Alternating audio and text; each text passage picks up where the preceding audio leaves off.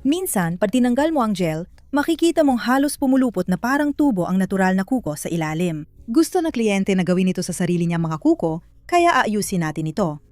Sa simula, kukuha ako ng matibay na base, kaya kinuha ko ang kautsyok na base mula sa Emin. Universal base ito na pwedeng gawing undercoat at para sa maiikling kuko. Pwede ring bahagyang ayusin ang hugis ng kuko. Gel ang pangunahing bida. Tamang oras na para mag-comment kung bakit kakaiba ang mga shade. Alena, ikaw ang pumili. Gustong-gusto ko ang mga kulay na ganito, pati si Jenya mahilig din sa shade na ito. Ito siguro ang halos paboritong kulay niya. Para sa akin, ito ay kulay turquoise o kulay ng alon sa dagat. Ang pinakamahalaga, dahil sa konsistensya ng gel, nabubuo ko sa ere ang kulang na arkitektura, lalo na ang mga gilid ng kuko. Ito ang unang patak na ginawa ko.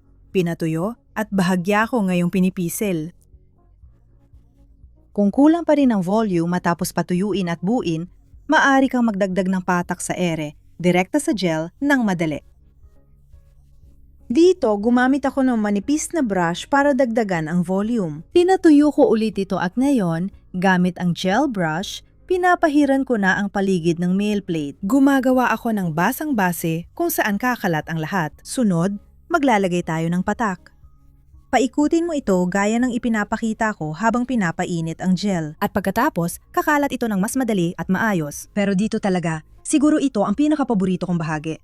Kasi para sa akin, ang paglalagay ng gel ay parang isang napaka-relaxing na gawain. At sa totoo lang, kaya kong gawin ito ng paulit-ulit. Minsan nahuhuli ko ang sarili ko na parang natutulala ako habang naglalagay ng gel na pantakip. Siyempre, hindi rin dapat masyadong magtagal dito kasi baka masayang ang oras mo sa pagtingin-tingin sa mga kulay at iba pa. Kaya pinatuyo natin ng kaunti, pinisil ng bahagya. At ganito ang naging itsura ng ating mga dumpling na hilaw pa. Sunod, aalisin natin ang lahat ng malagkit na bahagi at oras na para simulan ang pagfa-file. Pero bago iyon, tatanggalin muna natin ang mga maaring dumikit sa balat. Mahalagang detalye ito para hindi masugatan ang kliyente sa nail file. Ako mismo, gumagamit ako ng ligtas na nail file at hindi nasusugatan ang mga kliyente ko. Inaayos ko ito ayon sa standard. Parisukat, unang gilid, pakalawang gilid. Karaniwan, sa ibabang ikatlong bahagi o kalahati ng nail plate, lang ako tumatama. Malapit sa cuticle, kaya hindi ko na kailangan mag-file doon. Ang nail file ay 180 grit at may foam base. Ito ang paborito kong nail file sa pag-file dahil hindi komportable gamitin ang matigas na nail file. Ito na ang gilid. Tingnan mo, ito ang dapat nating alisin. Huwag mo lang masyadong itaas o totally tanggalin, kaya dapat dahan-dahan ang pag-file at paminsan-minsan tinitingnan.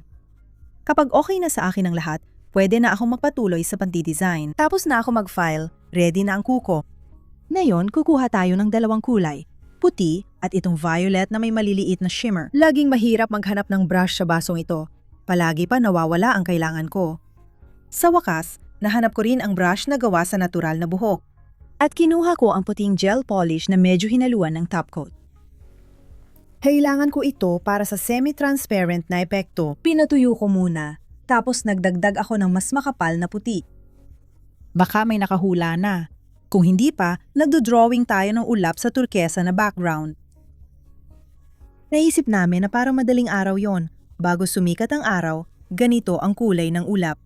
Nagdadagdag tayo na kaunting lilang ipinakita ko kanina. At konting puti lang para lang magkaroon ng volume. Sobrang dali lang nito. Dito, hindi mo kailangan mag-aral sa art school para gawin ito. Pinatalas ko ang orange stick at naglalagay ng tuldok. Dito rin magmumula ang mga bituin bago magbukang liwayway. Ibig sabihin, yung mga huling bituin bago sumikat ang araw. At ang pagdrawing sa kanila, sa totoo lang, hindi naman ganoon kahirap. Ang mahalaga, may ganito kang manipis na brush tulad ng sa akin. Tapos, iguhit mo lang gamit ang manipis na brush ang mga sinag. Isang bagay lang. Sa harap ng kamera, hindi laging ayon sa gusto mo ang kalalabasan, pero maganda pa rin ang disenyo. Ngayon, maglalagay na ako ng anti-vandal top coat gamit ang paborito kong transparent na brush. Malapit ko nang ipakita ang final na resulta. By the way, hindi ko na siya pinapantay gamit ang top coat, basta pinapatungan ko lang. Ayan na ang ating mga kuko na may ulap sa magaan at malabituin na langit, handa na.